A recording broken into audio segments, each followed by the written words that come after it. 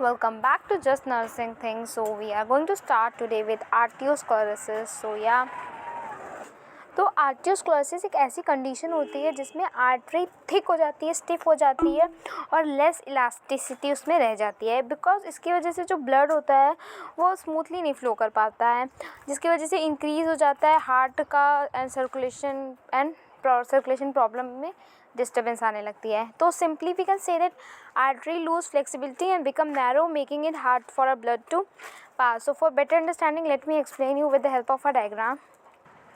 सो हमारी ये normal artery है, you can see it's empty, but arteriosclerosis में you can see that plaque have been build up and blood is there, you can see has been build up.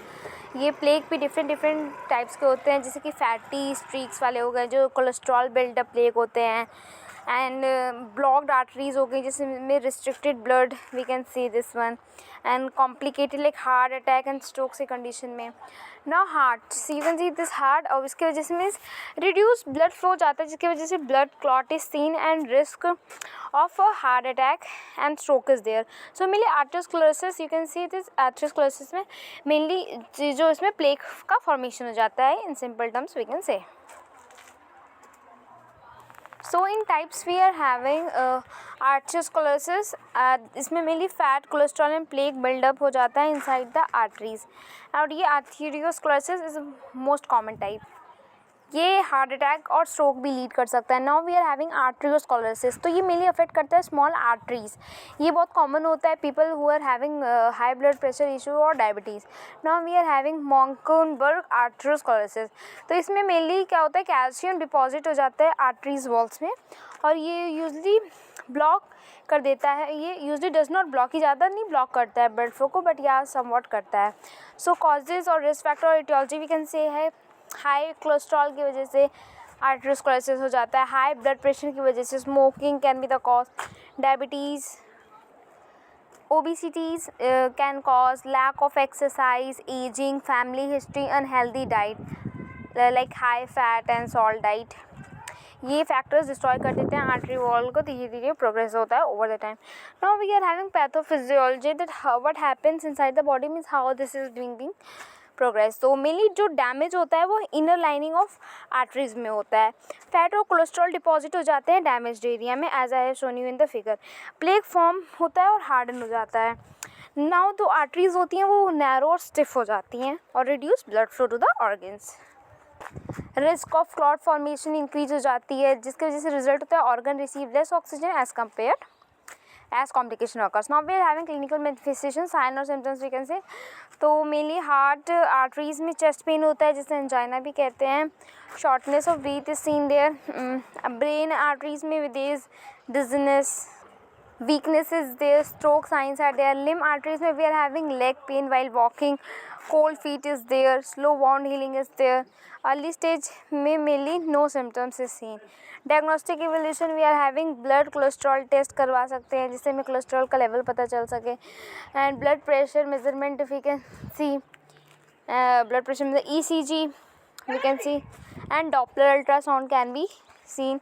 It will detect means जो veins and arteries हैं उसमें कितना blockages and all is there. CT scan करवा सकते हैं and stress test can be done. Nursing management में we are having monitor करेंगे blood pressure को और पल्स रेट को, असेस करेंगे circulation in the limbs, educate करेंगे about the healthy lifestyle and encourage करेंगे exercise as tolerated by patient, monitor करेंगे medication complications. Now provide करेंगे इमोशनल सपोर्ट. मेडिकल मैनेजमेंट में कोलेस्ट्रॉल लॉवरिंग ड्रग्स देंगे, जैसे कि स्टैटिन्स हो गए हैं. एंटी हाइपरटेंसिव मेडिकेशंस देंगे, ब्लड थिनर्स देंगे ताकि ब्लड फ्लो ईजिली हो सके. डायबिटिक कंट्रोल विल बी से lifestyle modification. Now we are having surgical management. तो अगर ब्लॉकेज सिवियर है तो एंजियोप्लास्टी विद स्टंट प्लेसमेंट करेंगे. मेनली एंजियोप्लास्टी में एक ट्यूब लाइक स्ट्रक्चर होता है कि जो कि इंसर्ट किया जाता है through arteries to visualize the arteries and all. So angioplasty की हेल्प से वो वहाँ पे प्लेस कर देंगे स्टेंट, ताकि ब्लॉकेज वहाँ से थोड़ा सा हट जाए और वहाँ पे स्पेस खाली हो जाए मेनली ऑक्सीजन और ब्लड की सप्लाई के लिए. सो ये आप बाईपास सर्जरी करवा सकते हैं, एंडोडेक्टियोटॉमी करवा सकते हैं प्लेक रिमूवल के लिए.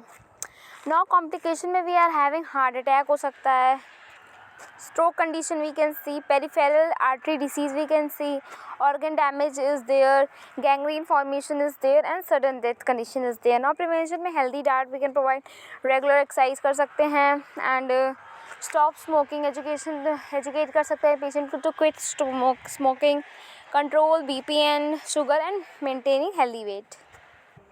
Now we are going to start with a new topic, that's hypertension or high blood pressure. So yeah, blood pressure consistently 140 by 90 mmHg और higher से अगर इस लेवल से हाई रहे तो that's the sign of that's hypertension. And the heart work harder to pump blood and heart have to work more harder to pump the blood.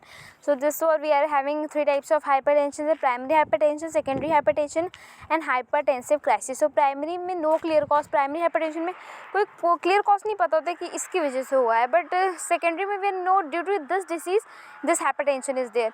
Hypertensive crisis में severe BP strike होता है, and we are having causes and symptoms. So let's see in this in detail.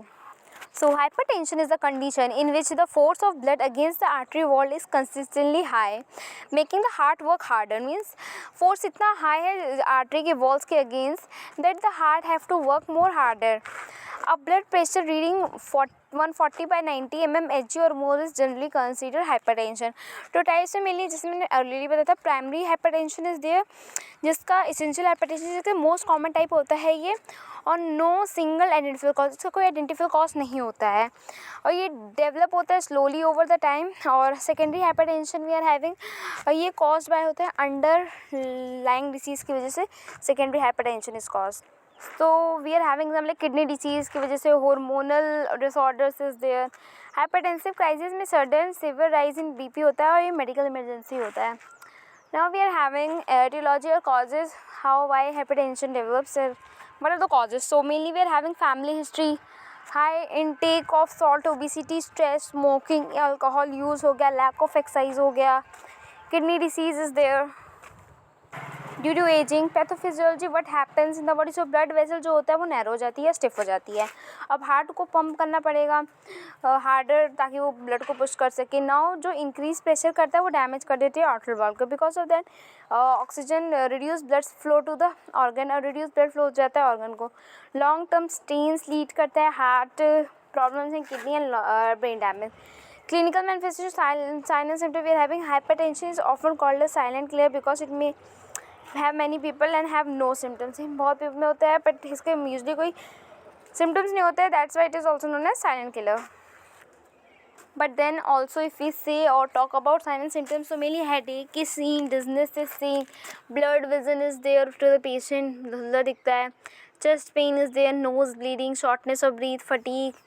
Diagnostic के लिए repeated blood pressure measurement करवाएंगे, urine test करवाएंगे ताकि कोई kidney cause तो नहीं, ईसीजी करवाएंगे, किडनी केएफटी करवाएंगे, kidney function test. Nursing manager mainly monitor करेंगे blood pressure at regular interval, assess करेंगे लाइफस्टाइल हैबिट्स को, एजुकेट अबाउट मेडिकेशन इंटरेंस को, इनकरेज करेंगे लो सॉल्ट डाइट का इंटेक करने के लिए, प्रमोट करेंगे एक्सरसाइजेस, स्ट्रेस मैनेजमेंट गाइडेंस देंगे एंड मॉनिटर करेंगे कॉम्प्लिकेशंस. सो या मेडिकल मैनेजमेंट में we do go for antihypertensive drug देंगे सच एस डायरेटिक्स हो गया ताकि जो कि फ्लूइड रिटेंशन है वो आउट ऑफ बॉडी एक्सक्रीट हो सके. AC inhibitor will provide beta blockers, calcium channel blockers. Lifestyle modification करवाएंगे. सर्जिकल में usually not required but may include surgery for underlying cause like kidney या आर्टरी ब्लॉकेज में करवा सकते हैं. लाइफस्टाइल एंड डाइटरी मैनेजमेंट में reduce salt intake, that's very common. Educate करेंगे patient को to eat fruits and vegetables, maintain a healthy weight, exercise regularly and stop smoking, limit alcohol and stress control. Complication में if untreated अगर hypertension we don't take it seriously तो heart attack आ सकता है, stroke हो सकता है, kidney failure हो सकता है, विजन लॉस हो सकता है, heart failure and brain damage. So या this was all about high blood pressure or hypertension. So summing up all the point in the single image, so you can sum up. And yeah, atherosclerosis also. So yeah, this was all about, and do visit our further parts of we are doing according to INC. So we have completed with all the digestive disorder and respiratory disorder. Now we have proceeded to cardiovascular disorders, so do visit that for better understanding. And now we are going to start with tuberculosis. So yeah, meet up soon. Till the time, subscribe to my channel for more updates.